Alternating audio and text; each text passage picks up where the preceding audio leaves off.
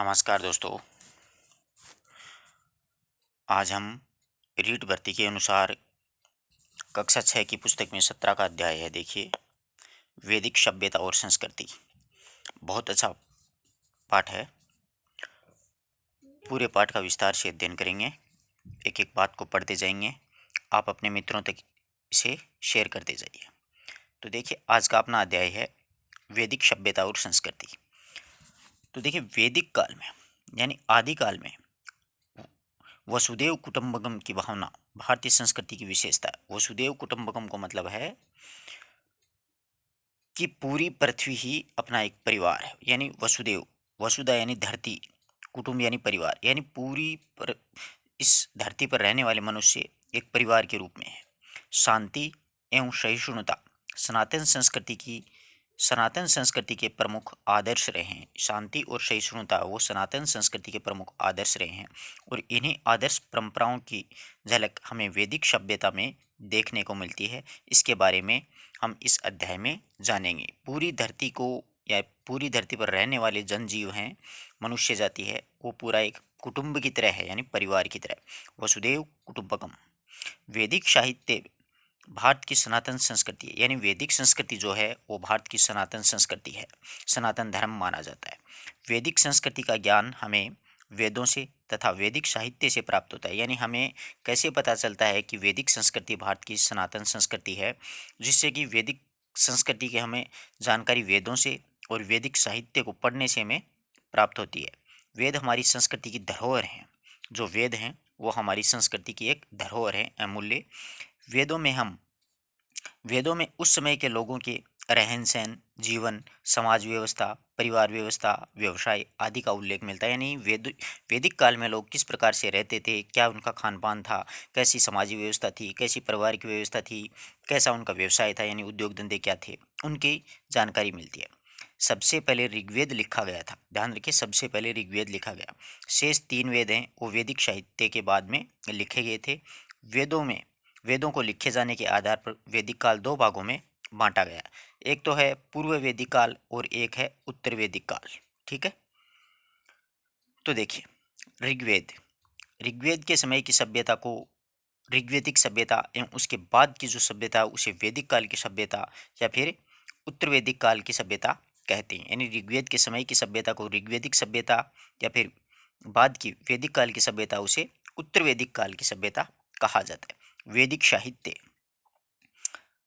वेद भारतीय संस्कृति का एक महत्वपूर्ण आधार है।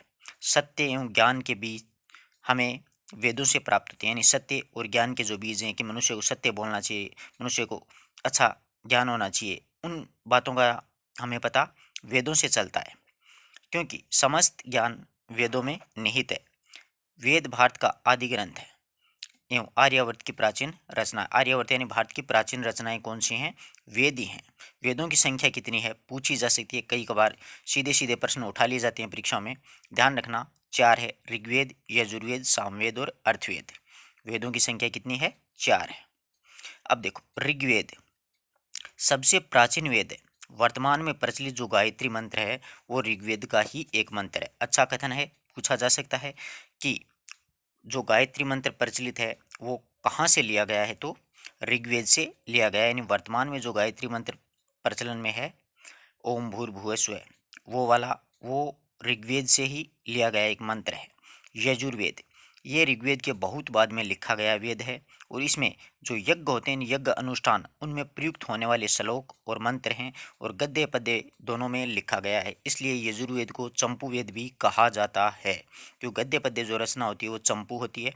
तो यजुर्वेद जो है उसमें यज्ञों में जो प्रयुक्त होने वाले श्लोक हैं, जो मंत्र हैं, वो दोनों गद्य और पद्य दोनों में, यानी मंत्र पद्य में लिख दिया और उसकी जो व्याख्या है वो गद्य में लिखी गई है।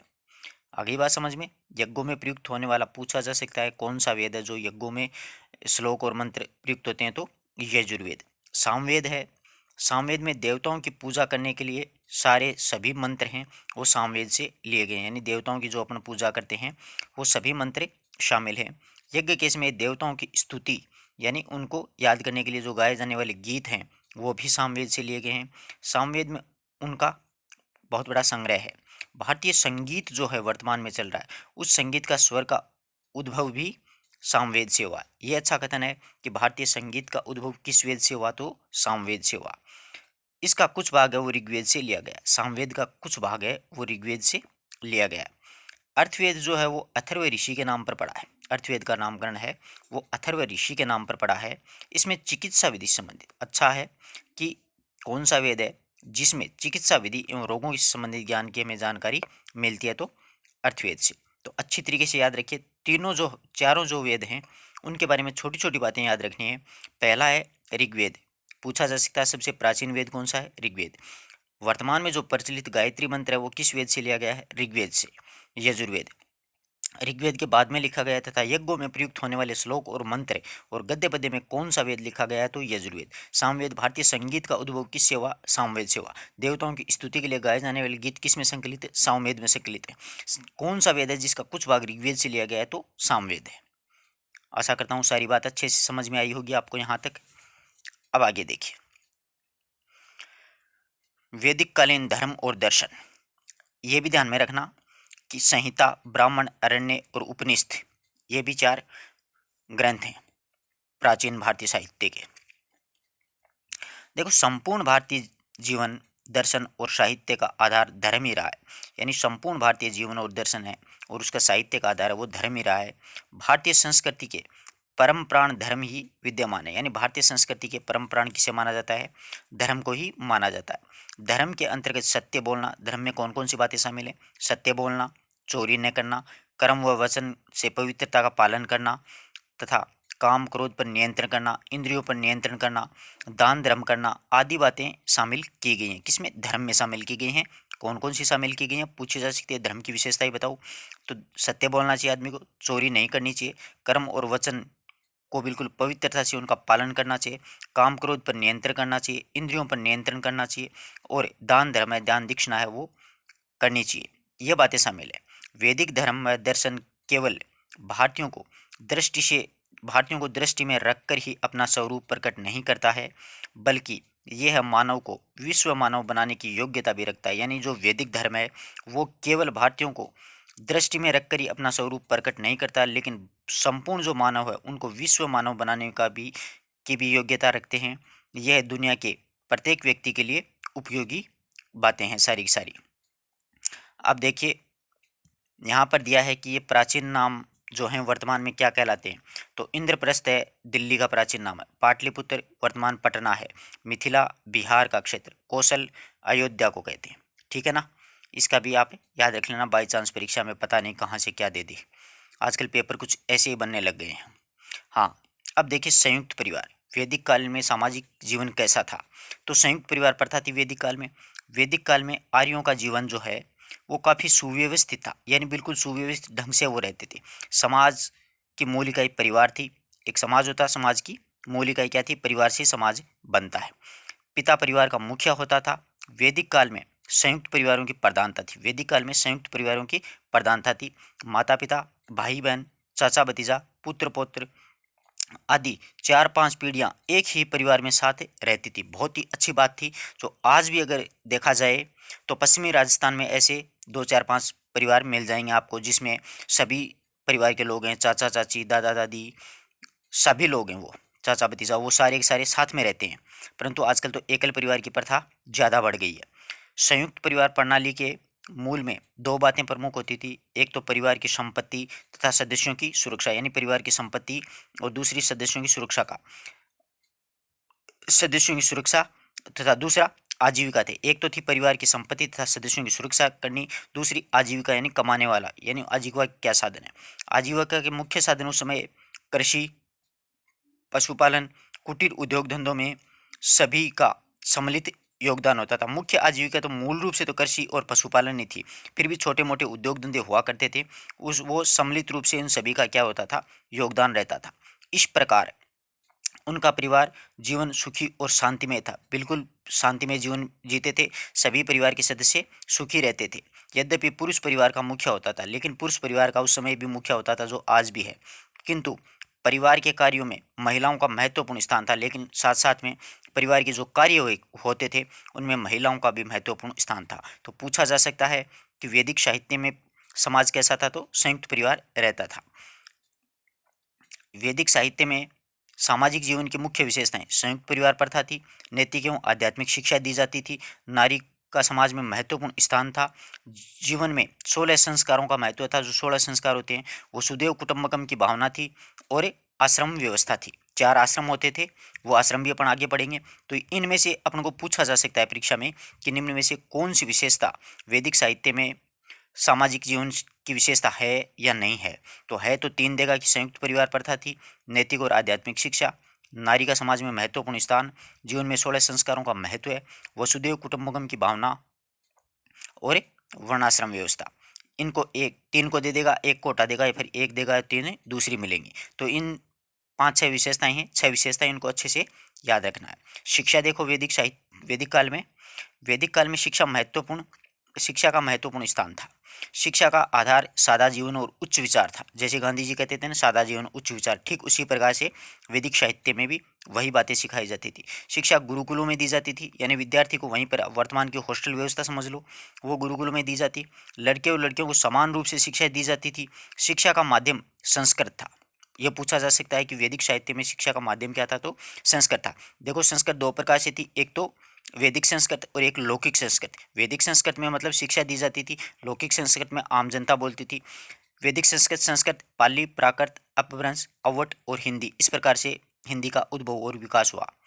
उसमें संस्कृत भाषा भी काफ़ी उन्नत अवस्था में थी, यानी संस्कृत भाषा का काफ़ी विकास हुआ, क्योंकि शिक्षा का माध्यम वही था, जनता की बोलचाल की भाषा भी थी। शिक्षा का प्रधान लक्ष्य बौद्धिक और आध्यात्मिक विकास करना, यानी शिक्षा का मुख्य उद्देश्य उस जमाने में यही था कि एक तो बच्चे की बुद्धि का विकास होना चाहिए, और साथ साथ में उसके आध्यात्मिक, यानी उसकी आत्मा का भी विकास होना चाहिए, वो आध्यात्मिक रूप से विकसित होना चाहिए, बड़ों का आदर करे, चोरी न करे, झूठ न बोले, इस प्रकार से आचरण की उसकी पवित्रता, यानी उसका आचरण बिल्कुल पवित्र हो, उसको विकसित करना शिक्षा का मुख्य उद्देश्य था। आज के ज़माने की शिक्षा का मुख्य उद्देश्य यही रहता है कि सिर्फ पैसे कमाना, और बच्चे को एक मतलब मशीन बना दिया जाता है कि नहीं, दिन रात पढ़ाई पढ़ाई लगे रहते हैं। परंतु टाइम टाइम पर सारे काम होने चाहिए। वैदिक साहित्य बहुत ही अच्छा साहित्य है। इसके आधार पर देखियो, मुख्य लक्ष्य बौद्धिक और आध्यात्मिक विकास तथा आचरण की पवित्रता, सबसे अच्छी शिक्षा यही मानी जाती है। अब देखो, नारी का स्थान। वैदिक काल में नारी वैदिक काल में समाज में स्त्रियों का महत्वपूर्ण स्थान प्राप्त था। परिवार में स्त्रियों को पुरुषों की तरह अधिकार प्राप्त होते थे, और समाज व धार्मिक समारोह और पुरुषों के साथ वो भाग लेती थी, यानी समाज के धार्मिक कार्यक्रम होते थे, उनमें पुरुषों के साथ में स्त्रियां थी, वो भी बराबर भागीदारी है वो निभाया करती थी। इस काल में पर्दा प्रथा नहीं थी, बहुत अच्छी बात तो ये थी, और साथ ही में लड़कियों को पढ़ाने का प्रचलन था, जिसके परिणाम स्वरूप घोषा, अपाला, लोपामुद्रा, श्रद्धा आदि परम विदुषी स्त्रियां इस काल में जन्मी थी, यानी इन स्त्रियों ने शिक्षा ग्रहण की थी। पूछा जा सकता है कि ये स्त्रियां कौन से काल की हैं, तो वैदिक काल की। घोषा, अपाला, लोपामुद्रा, श्रद्धा आदि परम विदुषी स्त्रियां इस काल की हुई हैं, जिसने वैदिक ऋचाओं की रचना की, यानी इन स्त्रियों ने, विदुषियों ने वैदिक ऋचाओं की रचना की, यानी वेदों में जो ऋचाएँ आती हैं उन वो भी लिखी हैं इन्होंने। ना यत्र नार्यस्तु पूजन्ते तत्र रमन्ते देवता, यह अर्थात जहाँ पर स्त्रियों का सम्मान होता है वहाँ पर देवताओं का निवास होता है। यत्र नार्यस्तु पूजन्ते रमन्ते तत्र देवता, बहुत अच्छी बात है। ये कथन कहाँ से लिया गया, पूछा जा सकता है, तो वैदिक साहित्य से। आदि प्रमाण हमें वेदों के अनेक मंत्रों में प्राप्त होते हैं, यानी वेदों में जितने मंत्र लिखे गए हैं उन मंत्रों में जगह जगह पर यह बात लिखी गई है कि यत्र नार्यस्तु पूजन्ते रमन्ते तत्र देवता, की जहाँ पर स्त्रियों का सम्मान होगा वहाँ पर देवताओं का निवास होगा। बहुत ही अच्छी अच्छी बातें हैं मित्रों, एक भी प्रश्न बाहर नहीं जाएगा। वैदिक साहित्य का पूरा पाठ लगातार बने रहिएगा। अगला देखिए, संस्कार। 16 संस्कार होते थे उस समय में। देखो, वैदिक संस्कृति में संस्कारों का बहुत महत्वपूर्ण स्थान था। आजकल तो कोई संस्कार करता ही नहीं है। बच्चे के जन्म से लेकर के, यानी यज्ञोपवीत, विवाह, मृत्यु आदि अवसर पर विभिन्न विधि विधान से अनुष्ठान एवं संस्कारों की प्रथा प्रचलित थी, जो अपन आज भी करते हैं। जैसे बच्चे का जन्म होता है तो उस समय जब बच्चे का जन्म होता है उससे लेकर यज्ञोपवीत, विवाह, मृत्यु के अवसर पर विधि विधान से जो अनुष्ठान एवं संस्कार की प्रथा प्रचलित थी। इस तरह एक व्यक्ति के जीवन में मृत्यु पर्यंत कुल 16 संस्कारों का प्रचलन था। उस जमाने में कितने संस्कार थे वैदिक साहित्य में, वैदिक काल में 16 संस्कार थे। यज्ञ जीवन का मुख्य आवश्यक अंग माना जाता था। उस जमाने में यज्ञ करना जीवन का एक आवश्यक अंग था, यानी मनुष्य जब तक जिंदा रहता है तब तक जीवन में एक बार अवश्य यज्ञ हवन जरूर करवाए। जो आज भी अपन जब नया घर वगैरह बनवाते हैं तो यज्ञ वगैरह करवाते हैं, तो वो उसी वैदिक काल की ही देन है। आज भी अपन जब मर जाता है तो मृत्यु भोज में मौसर वगैरह करते हैं। अब तो धीरे धीरे लोगों ने छोड़ दिया है, गवर्नमेंट ने भी इस पे पाबंदी लगा दी है। वो उस जमाने की चल रही है। जन्म के समय भी अपन आज भी मुंडन वगैरह जो करवाते हैं, यज्ञोपवीत, वो सारी संस्कार उसी टाइम के आज तक चलते आ रहे हैं। और इसे स्त्री पुरुष दोनों करते थे। किसको? यज्ञ को स्त्री और पुरुष यज्ञ में दोनों भाग लिया करते थे। अधिकांश संस्कार मंत्रोच्चारण एवं यज्ञ के साथ संपन्न होते थे। बाल विवाह उस काल में नहीं होते थे, बाल विवाह नहीं होते थे। एक पत्नी प्रथा जो आज भी वर्तमान में लोग रख रहे हैं, एक पत्नी प्रथा उस समय प्रचलन में थी। आज हिंदू परिवारों में इन संस्कारों को अपनाया जा रहा है। यानी ये जो संस्कार थे वो संस्कार आज भी हिंदू परिवारों में अपने को देखने को मिलते हैं। वसुदेव कुटुंबकम। तो वसुदेव कुटुंबकम का अर्थ मैंने आपको बता दिया कि संपूर्ण पृथ्वी में प्राणी मात्र के एक ही परिवार का हिस्सा होने की उदात्त भावना। वसुदेव कुटुंबकम मतलब पूरी धरती एक परिवार के रूप में, एक कुटुंब के रूप में, ऐसी भावना थी उस समय के लोगों की। वैदिक काल में प्रत्येक व्यक्ति इस भावना से व्यवहार करता था कि सर्वे भवन्तु सुखिनः, यानी सभी अपनी जगह सुखी रहें, खुशी रहें। अनेक जैसे अनेक मंत्र वैदिक साहित्य में पढ़ने को मिलते हैं कि सर्वभवन्तु सुखिनः, जैसे अनेक मंत्र हैं वो वैदिक साहित्य में पढ़ने को मिलते हैं। उस समय लोग इसके अनुरूप व्यवहार करते थे। उस समय लोग हैं वो, कोई इंसान दुखी होता था तो उसकी दूसरा सहायता कर दिया करता था, जिस प्रकार से जितनी होती थी। लेकिन आजकल तो लोग तालियां बजाते हैं, जिसके कोई परेशानी या समस्या आ जाती है तो हंसने का मौका मिल जाता है समाज के लोगों को। ये गलत भावना है आज के लोगों की। आगे देखो, मानव ही नहीं बल्कि इस धरती के प्राणी मात्र के प्रति दया भाव रखना यहाँ के सामान्य जन की एक मुख्य विशेषता थी। यानी मनुष्य नहीं है बल्कि पुरानी पूरे जितने प्राणी वगैरह हैं, जैसे पशु पक्षी हैं, जानवर हैं, वो सारे, उनके प्रति भी मनुष्य के मन में क्या होनी चाहिए? दया होनी चाहिए। उनमें भी एक जीव निवास करता है, ऐसी भावना रखते थे यहाँ पर आम जन सामान्य, मतलब वैदिक साहित्य के लोग इतने दयालु प्रवृत्ति के हुआ करते थे। आश्रम व्यवस्था थी उस जमाने में, यानी आश्रम 4 होते हैं, मैंने आपको बता दिया। अब देखो, ब्रह्मचर्य, गृहस्थ, वानप्रस्थ और संन्यास। हमारा संपूर्ण जीवन व्यक्ति भाव से ऊपर उठ करके समाज के भाव को प्राप्त करने के लिए प्रयत्नशील रहा है। व्यक्ति से समाज तक की यात्रा के पड़ाव के रूप में आश्रमों का निरूपण किया गया। यानी व्यक्ति जब जन्म लेता है तो व्यक्ति अकेला रहता है, तो व्यक्ति से समाज तक की जो पूरी यात्रा, और उसी व्यक्ति से एक एक दिन समाज बन जाता है, समाज का वो व्यक्ति हिस्सा बन जाता है, वो सारा पड़ाव है इन आश्रमों के निरूपण किया गया है। मनुष्य का जीवन की आयु 100 वर्ष तक मानकर आश्रम जीवन 4 भागों में विभाजित कर दिया गया। यानी मनुष्य की आयु वो 100 वर्ष मान करके आश्रम जीवन को 4 भागों में बांट दिया है। पहला है ब्रह्मचर्य आश्रम, दूसरा गृहस्थ, तीसरा वानप्रस्थ और चौथा संन्यास आश्रम। ये पूछे जा सकते हैं कि वैदिक काल में कितने आश्रम थे? तो 4 आश्रम। और इसकी उम्र भी पूछी जा सकती है, तो ब्रह्मचर्य आश्रम की है 25 वर्ष तक, गृहस्थ आश्रम की 25 से 50, वानप्रस्थ की 50 से 75 और संन्यास की 75 से 100। यानी क्योंकि 100 वर्ष की आयु मानी है तो हर आश्रम में 25-25 साल है। तो देखो, ब्रह्मचर्य आश्रम मनुष्य के जीवन का पहला भाग होता है। यानी जब बच्चा जन्मता है उसका पहला भाग क्या होता है? ब्रह्मचर्य आश्रम है। इसमें यज्ञोपवीत संस्कार सबसे महत्वपूर्ण माना जाता है। ब्रह्मचर्य आश्रम में एक यज्ञोपवीत आश्रम है, वो महत्वपूर्ण माना जाता है। जो संस्कार के 25 वर्ष की आयु तक व्यक्ति अविवाहित रहते हुए गुरुकुल में रह करके विद्या अध्ययन करता है। यानी ब्रह्मचर्य आश्रम में यज्ञोपवीत के संस्कार के दौरान बालक होता है, आदमी होता है, वो 25 साल तक अविवाहित रहता है और 25 साल के बाद तक वो गुरुकुल में रह करके शिक्षा ग्रहण करता है। बाद में उसकी शादी होती है। ब्रह्मचर्य आश्रम में जो कुछ भी वो सीखता है और उसको वह अपने व्यवहार में उतारने के लिए गृहस्थ आश्रम में ग्रहण करता है। यानी ब्रह्मचर्य आश्रम में उसने जो कुछ भी विद्या शिक्षा जो भी ग्रहण किया है वो सारा सीख करके और अपने व्यवहार में उतारने का कार्य वह गृहस्थ आश्रम में करता है। यानी ये आश्रम एक दूसरे से जुड़े हुए हैं। गृहस्थ आश्रम में देखो, गृहस्थ आश्रम की आयु 25 से 50 वर्ष तक है, जो कि मैं आपको बता चुका हूँ। गृहस्थ आश्रम पर संपूर्ण समाज का दायित्व होता है। यानी गृहस्थ आश्रम है उस पर व्यक्ति के संपूर्ण समाज का दायित्व होता है। और विवाह इस आश्रम का मुख्य संस्कार है। पूछा जा सकता है कि विवाह संस्कार वो किस आश्रम का मुख्य संस्कार है? तो गृहस्थ आश्रम का। और ब्रह्मचर्य आश्रम का मुख्य संस्कार यज्ञोपवीत संस्कार है। ये ध्यान में रखना, ये संस्कार पूछे जा सकते हैं। तो विवाह है वो गृहस्थ आश्रम का मुख्य संस्कार है।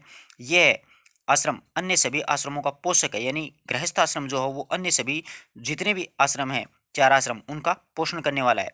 ब्रह्मचर्य, वानप्रस्थ और सन्यासी का पोषक तो गृहस्थ ही करते हैं। यानी ब्रह्मचर्य होता है, फिर उसके बाद में आता है वानप्रस्थी आश्रम, फिर सन्यासी आश्रम। इन सभी का पोषण वो गृहस्थी करता है। गृहस्थी में वो बहुत कुछ सीखता है। अब है वानप्रस्थ आश्रम तीसरा। वानप्रस्थ आश्रम की आयु 50 से 75 वर्ष के बीच मानी गई है। जैसा कि शब्द से ही प्रतीत होता है, वानप्रस्थ मतलब वन में जाना। वानप्रस्थ आश्रम में व्यक्ति परिवार के दायित्वों से बिल्कुल मुक्त हो जाता है। 50 से 75 के बाद में आदमी होता है वो परिवार के दायित्वों से बिल्कुल मुक्त होकर के अपना जीवन गांव के निकट कोई जंगल होता है उसमें बिताता है। और गृहस्थ आश्रम में रह करके जो अनुभव उसने प्राप्त किया कि गृहस्थी जीवन कैसे सुखमय बिताया जा सकता है, जो अनुभव उसने प्राप्त किया है वह समाज को बांटता है, वो पूरे समाज को वो अनुभव है वो बताता है। गृहस्थ आश्रम में वह अपने परिवार के कल्याण के लिए सोचता है, यानी अपने परिवार की भलाई के लिए सोचता है। गृहस्थ आश्रम में व्यक्ति अपने परिवार के कल्याण के लिए सोचता है, जबकि वानप्रस्थ आश्रम में वह संपूर्ण समाज के कल्याण की सोचता है, क्योंकि गृहस्थ आश्रम तो उसका स्वयं का खुद का परिवार होता है, उसके कल्याण के बारे में सोचेगा। और वानप्रस्थ आश्रम जब तीसरा आश्रम है, जब वो परिवार छोड़ देगा, जंगल में रहने लगेगा, तो संपूर्ण समाज ही उसका क्या हो जाएगा, परिवार हो जाएगा। तो संपूर्ण समाज के कल्याण के बारे में वो सोचने लग जाएगा। गृहस्थों को सलाह देना इस आश्रम की मुख्य विशेषता है, यानी गृहस्थी जीवन कैसे सुखमय बिताया जाए, गृहस्थ जीवन में क्या क्या अपन को कार्य करने चाहिए, वो सारी बातें हैं वो वानप्रस्थ आश्रम में बताता है। तो गृहस्थों को सलाह देना ही इस आश्रम की मुख्य विशेषता है। ये विशेषताएं एक एक ही हैं, अच्छे से याद रखना। पूछा जा सकता है कि गृहस्थों को सलाह देना किस आश्रम की मुख्य विशेषता है, तो वानप्रस्थ आश्रम की। और एक पूछा जा सकता है, ऊपर वाले में अपन ने पढ़ा था कि विवाह संस्कार किस आश्रम का मुख्य संस्कार है, तो गृहस्थ आश्रम का। यज्ञोपवीत किस आश्रम का मुख्य संस्कार है, तो ब्रह्मचर्य आश्रम का। इस प्रकार से ध्यान रखना, ये बातें अच्छी रहेंगी। अक्सर परीक्षा में यहाँ ऐसे उठा ले जाते हैं थोड़े डीपली पर्सन, ठीक है ना। यज्ञोपवीत ब्रह्मचर्य का है, और विवाह जो संस्कार है वो गृहस्थ आश्रम का मुख्य संस्कार है। और इसी प्रकार से गृहस्थों को सलाह देना वानप्रस्थ आश्रम की मुख्य विशेषता है। अब देखो सन्यासी आश्रम, अंतिम आश्रम है। संन्यास आश्रम मनुष्य की आयु 75 से 100 वर्ष तक पहुंच जाती है, तब तक माना जाता है। वानप्रस्थ आश्रम तक तो वानप्रस्थ आश्रम तक की यात्रा जब मनुष्य ज्ञान और कर्म की शिक्षा से परिपूर्ण प्राप्त कर लेता है, तब वह उपदेश देने के योग्य हो जाता है। यानी जब तीनों पड़ाव वो पूरा कर लेता है, तो चौथा पड़ाव जब संन्यास आश्रम का आता है, तो वो लोग जनता को उपदेश देने के लायक हो जाता है। और उपदेश उसके निस्वार्थ होता है। इस काल में व्यक्ति अपना संपूर्ण भाग उस परमपिता परमेश्वर यानी ईश्वर को सौंप करके और समाज को ही अपना आराध्य मान करके जीवन के शेष 25 वर्ष हैं वो समाज की सेवा के लिए समर्पित कर देता है। यानी उसने जो भी ग्रहण किया अपने जीवन में, वो सारी सारी उपदेशों को समाज को दे देता है। इस आश्रम में व्यक्ति एक जगह नहीं रहता है, बल्कि जगह जगह स्थानों स्थानों पर विचरण करता हुआ लोगों को सदाचार की शिक्षा है वो उपदेश है वो देता फिरता रहता है, घूमता फिरता रहता है। तो पूछा जा सकता है कि वह कौन सा आश्रम है जिसमें व्यक्ति एक जगह नहीं रहता है, बल्कि जगह जगह स्थानों स्थानों पर विचरण करता हुआ अपने सदाचार की शिक्षा है वो लोगों को देता रहता है, तो संन्यास आश्रम। आशा करता हूँ कि चारों आश्रम आपको अच्छे से समझ में आए होंगे। किसी प्रकार का कोई डाउट है तो पूछ लीजिएगा। अब वर्ण व्यवस्था यानी समाज की व्यवस्था क्या थी। वर्ण व्यवस्था का प्रारंभिक स्वरूप बहुत अच्छा था। यह क्रम और श्रम के सिद्धांत पर आधारित थी। पहले अपने भारत देश में यानी आर्य ये वैदिक जो काल है, इसमें लोग अपने कर्म और श्रम के सिद्धांत पर आधारित थे, यानी जो कर्म करेगा वो उसी वर्ण में माना जाएगा। जन्म से इसका कोई संबंध नहीं था। जन्म वो नीची जाति में भी ले सकता है, अगर उसमें अक्षत्रिय उचित गुण होते हैं और वो एक अक्षत्रिय की तरह लड़ सकता है, तो वो अक्षत्रिय भी माना जाएगा। उसका जन्म से कोई संबंध नहीं था। कर्म से कोई भी व्यक्ति ब्राह्मण हो सकता है। देखो, कर्म से कोई व्यक्ति ब्राह्मण, क्षत्रिय, वैश्य या फिर शूद्र हो सकता है। वर्ण व्यवस्था व्यवसाय से जुड़ी हुई नहीं थी, यानी उसके जो वो काम करता है उससे जुड़ी हुई वो नहीं थी। और वर्ण विभाजन जन्मजात भी नहीं था, यानी जन्मजात उसका वर्ण विभाजन नहीं था। आवश्यकता के अनुसार कोई भी व्यक्ति अपना व्यवसाय बदल सकता था, यानी आवश्यकता के अनुसार वो कोई भी व्यवसाय बदल सकता है। ये नहीं है कि ब्राह्मण है तो वो क्षत्रिय काम नहीं कर सकता, अक्षत्रिय है तो वो शूद्र का काम नहीं कर सकता, वैश्य है तो वो ब्राह्मण का काम नहीं कर सकता। ऐसा कुछ भी नहीं था, वो अपना व्यवसाय बदल सकता था। और इसके साथ ही उसका वर्ण है वो भी बदल जाता था। इन वर्णों में अपने खान पान तथा वैवाहिक संबंधों पर किसी प्रकार का कोई प्रतिबंध नहीं था, यानी कुछ भी खा पी सकता था, कुछ भी कर, यानी ब्राह्मण था वो भी सोमरस पी सकता था, मांस वगैरह मदिरा वगैरह पी सकता था, सब काम कर सकता था, कोई प्रतिबंध नहीं था। नहीं कोई छुआछूत की भावना थी, कोई ऊंच नीच कुछ भी नहीं था।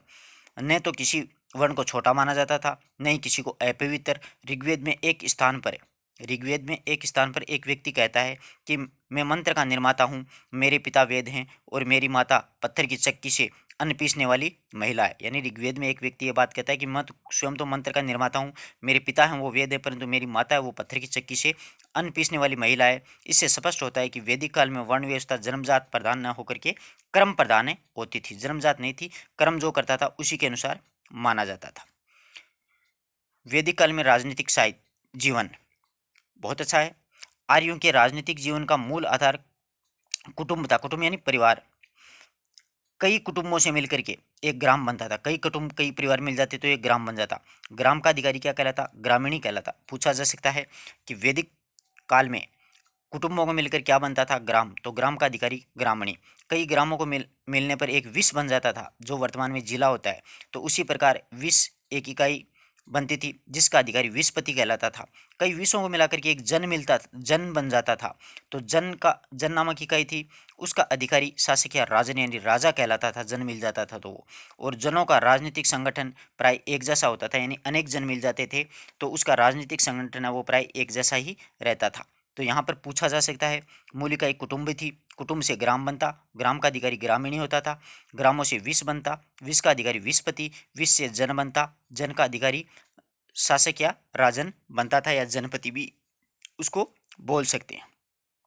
राजन और उसके कार्य, यानी जो जनों का अधिकारी होता था मुख्य, उसके मुख्य कार्य, राजन राज्य का सर्वाधिकारी होता था, सबसे ऊंचा सर्वोच्च अधिकारी। सामान्यतः राजा की मृत्यु के बाद उसका पुत्र ही शासक बनता था। यानी एक राजा की मृत्यु हो जाती तो उसका पुत्र ही शासक बनता था, जैसे पैतृक व्यवस्था थी, अर्थात उसका पद पैतृक ही था। परंतु कभी कभी कई कई जगह ऐसा देखने को मिलता है कि राजा का निर्वाचन जनता के द्वारा भी किया जाता था। कभी कभी जनता नए राजा का निर्वाचन करती थी और राज्य की समस्त शक्तियां उसके हाथ में केंद्र होती थी। वह राजा के कर्मचारियों तथा अधिकारियों की अधिकारियों को नियुक्त करता था। यानी राजन होता था वो राजा के अधिकारियों और कर्मचारियों को नियुक्त करता था तथा उन्हें पदोन्नत यानी पद की उन्नति और पदच्युत यानी पद से हटा भी सकता था। उसका निर्णय अंतिम समझा जाता था, राजन का निर्णय अंतिम समझा जाता था, किंतु वह मनमानी नहीं कर सकता था। यानी वो मनमानी नहीं कर सकता था। उसमें अपने मंत्रिपरिषद से विचार विमर्श करने के बाद, यानी उसकी एक मंत्रिपरिषद होती थी, उसमें विचार विमर्श करने के बाद वह अपने नीति निर्धारण कर सकता था। उसको परामर्श देने के लिए सभा तथा समिति नामक दो संस्थाएं थी। समिति जनता के सदस्यों का संगठन था, जबकि सभा केवल मुख्य पदाधिकारियों एवं विद्वानों की संस्थाएं थी। समिति जनता के सदस्यों का गठन, जबकि सभा केवल पदाधिकारियों और विद्वानों की बैठक होती थी। सभा एवं समिति को काफी प्रशासनिक अधिकार प्राप्त होते थे। सभा और समिति होती थी उसको प्रशासनिक अधिकार प्राप्त होते थे। वे राजा को पदच्युत एवं निर्वाचित कर सकती थी। जो मंत्रिपरिषद होती थी, सभा होती थी, वे राजा को शासन कार्य चलाने में सहायता देती थी। जैसे प्रधानमंत्री होता तो अपने मंत्रिमंडल होता, उस प्रकार की व्यवस्था वहाँ पर भी थी। और उनकी शक्तियों पर अंकुश भी रख सकती थी मंत्रिपरिषद।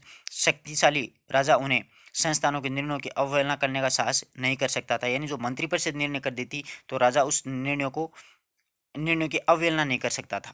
इतना मंत्रिपरिषद को अधिकार था। वैदिक कालीन आर्थिक जीवन, आर्यों का आर्थिक जीवन काफी उन्नत था। यानी वो काफी सकुशल रहते थे, अच्छे पैसे वाले थे।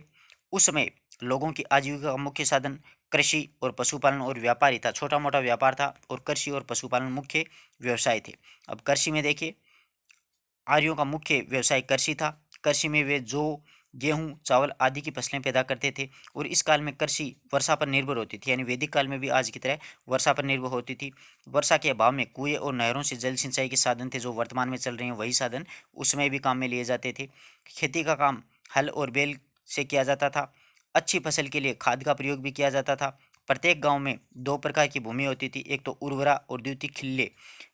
उर्वरा भूमि होती थी वो फसल पैदा करने के लिए हो सकती है, क्योंकि फसल उर्वरा भूमि में फसल पैदा होती है। ऐसी भूमि पर किसी न किसी व्यक्ति का अधिकार होता था, जैसे वर्तमान में होता है, ठीक उसी प्रकार से उस भूमि पर एक व्यक्ति का अपना पर्सनली अधिकार होता था। और खिल्ले भूमि उसे कहते थे, जो बंजर, जो वर्तमान में अपन जोहड़ बोलते हैं उसको।